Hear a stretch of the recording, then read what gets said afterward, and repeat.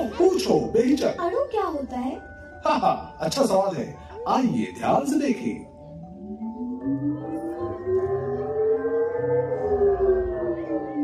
ये निहारिका में पाए जाने वाले कुछ मॉलिक्यूल्स यानी अणु हैं। अणु एक साथ जुड़े हुए परमाणुओं का एक समूह है, मानो एक दूसरे का हाथ पकड़ रखा हो। आपके शरीर में है ये अणु और इस निहारिका में पाया जाता है ये पानी है। पानी का अणु एक ऑक्सीजन परमाणु के 2 हाइड्रोजन परमाणुओं से जुड़ने से बनता है। आपको तो पता होगा इसका रासायनिक नाम H2O है। निहारिका में एक अन्य सामान्य अणु कार्बन डाइऑक्साइड CO2 है, जो एक कार्बन परमाणु और 2 ऑक्सीजन परमाणुओं से बना होता है।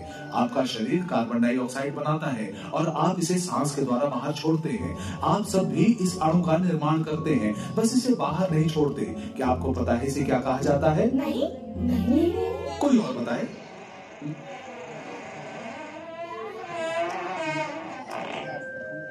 खैर, बहुत बहुत धन्यवाद, लेकिन मेरा मतलब था मीथेन। हाँ, आपने तो मीथेन बना दिया। ठीक है, अब सुनो आगे। जहाँ तक शरीर में परमाणुओं की बात होती है, कार्बन परमाणु सबसे महत्वपूर्ण होते हैं। कार्बन एक साथ 4 अलग अलग परमाणुओं के साथ बन सकता है, जिससे सच में दिलचस्प अणुओं का निर्माण संभव हो जाता है। ऑक्सीजन, हाइड्रोजन और नाइट्रोजन जैसे परमाणुओं के साथ जुड़कर कार्बन आसानी से कुछ जाने पहचाने अणु बनाता है, जैसे कि चीनी का अणु। ये वसा यानी फैट में उपस्थित है और प्रोटीन अणुओं का एक जरूरी हिस्सा है। दुर्भाग्य से ये अणु काफी नाजुक होते हैं और अंतरिक्ष का विकिरण आसानी से उनके बंधन को तोड़ देता है। इसलिए हमें एक ऐसी बड़ी और सुरक्षित जगह चाहिए जहां ढेर सारे अणु एकत्रित किए जा सके, जैसे कि कोई ग्रह।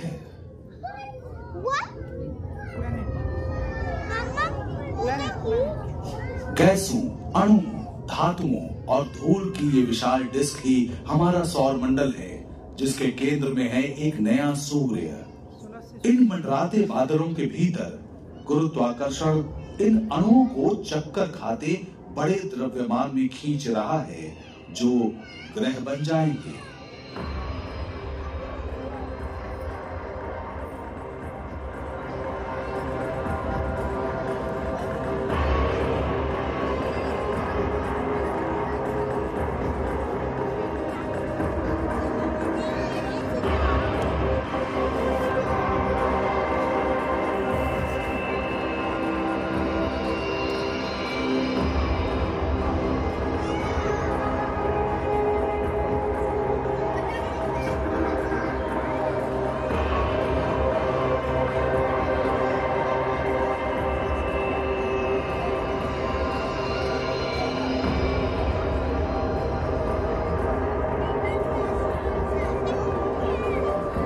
ये युवा ग्रह है हमारी पृथ्वी, जो अब 1 अरब वर्ष पुरानी है।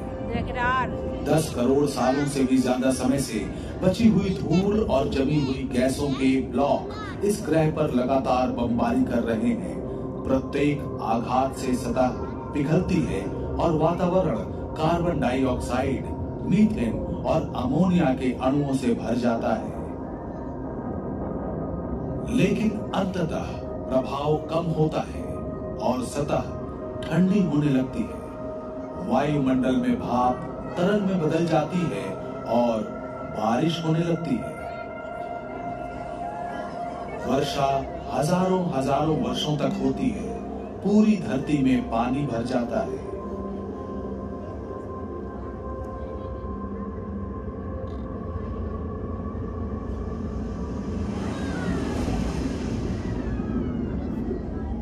इस महासागर के नीचे परमाणुओं और अणुओं की यात्रा का एक नया चरण शुरू होता है। अरे वाह रे, কি সুন্দর লাগছে।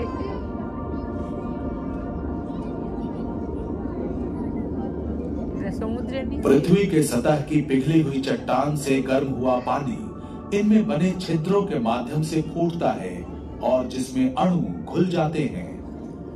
जैसे ही ये समुद्र के ठंडे पानी से मिलता है, ये खनिज मीनारों के रूप में जमा हो जाते हैं। जैसे ही आणविक मिश्रण खनिज समृद्ध कक्षों से गुजरता है, वो अणु बनाना शुरू करता है जिन्हें हम जीवन के निर्माण खंड कहते हैं। शायद ये इस तरह की एक दरार के अंदर था। सैकड़ों लाखों वर्षों की आकस्मिक अंतःक्रिया के बाद अणुओं ने कोशिकाओं के आकार में पहला जीवन बनाया।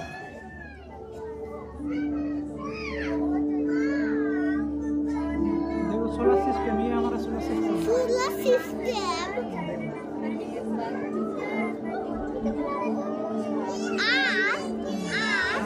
समुद्र के नीचे इन प्रारंभिक कोशिकाओं ने ऊर्जा और विकास के लिए पर्यावरण से अणुओं और परमाणुओं का उपयोग किया। जल्द ही उन्होंने स्वयं की प्रतियां बनानी शुरू कर दी। अचानक सैकड़ों, हजारों, लाखों, खरबों कोशिकाएं पूरे महासागर में फैल गई। 1 अरब वर्षों के आश्चर्यजनक उत्परिवर्तन के चलते एक अद्भुत प्रगति हुई। कुछ कोशिकाओं ने कार्बन डाइऑक्साइड और पानी को चीनी में बदलने के लिए सूर्य की ऊर्जा का उपयोग करना शुरू कर दिया।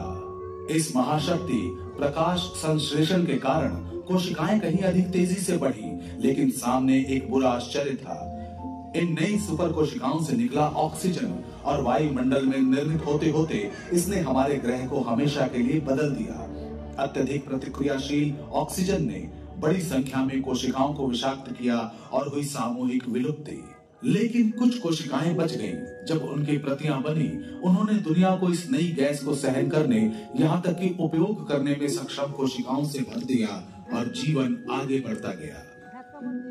कुछ कोशिकाओं ने एक साथ कार्य करके समूह बनाए, जब तक कि वे पहले बहुकोशिका वाले जीव नहीं बन गए। कई पीढ़ियों के दौरान उनके रूप धीरे धीरे बदलते गए। कुछ मौलिक सूक्ष्म अणु सरल कृमियों में विकसित हो गए थे। जल्द ही उन कृमियों का विकास हुआ और आदिम मछलियां बनी। रक्त कोशिकाओं में लोहे का उपयोग करते हुए इन्होंने ऑक्सीजन और कैल्शियम ग्रहण किया और बनी हड्डियां। मछलियां विकसित होती रही और महासागरों में राज करती रही। समय के साथ अणु और परमाणु एक जीवित वस्तु से दूसरे जीवित वस्तु में जाते हैं और फिर से नए और संशोधित होते रहते हैं।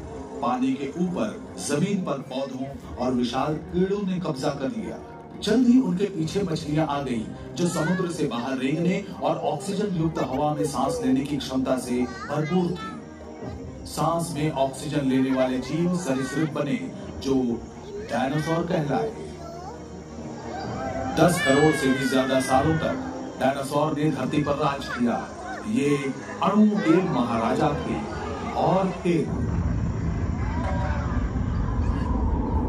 एक विशाल धक्के ने पर्यावरण को इतनी तेजी से बदला कि जीवन के कई रूप जीवित न रह पाए।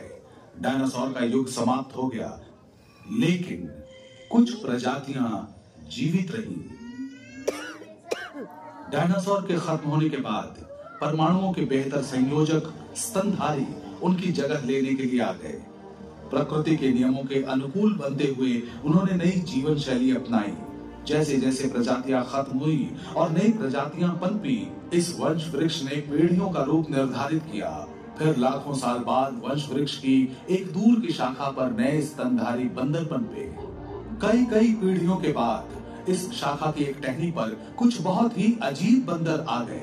ये बंदर अजीब थे क्योंकि उनके परमाणुओं ने मस्तिष्क का निर्माण किया था, जो केवल पेट की भूख के बारे में नहीं सोचते थे, बल्कि ये भी सोचते थे कि हम किस चीज से बने हैं और ये भी कि ये सब कहां से आया। वे तब से जवाब की तलाश में हैं।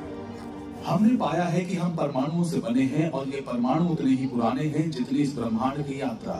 आपका हिस्सा बनने से पहले वे जानवरों, पौधों और हवा में थे। वे कभी डायनासोर में थे, कभी आदिम मछली में। उन्हीं से सबसे पहली कोशिकाएं बनी।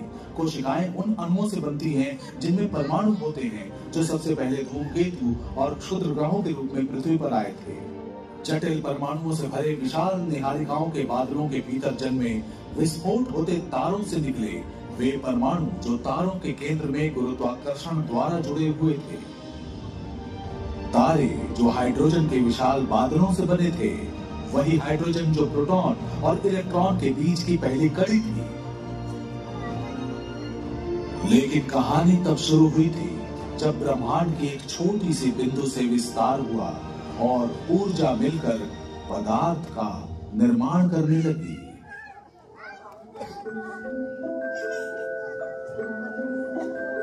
तैयार हो जाइए ब्रह्मांड के अद्भुत प्रदर्शनी के लिए।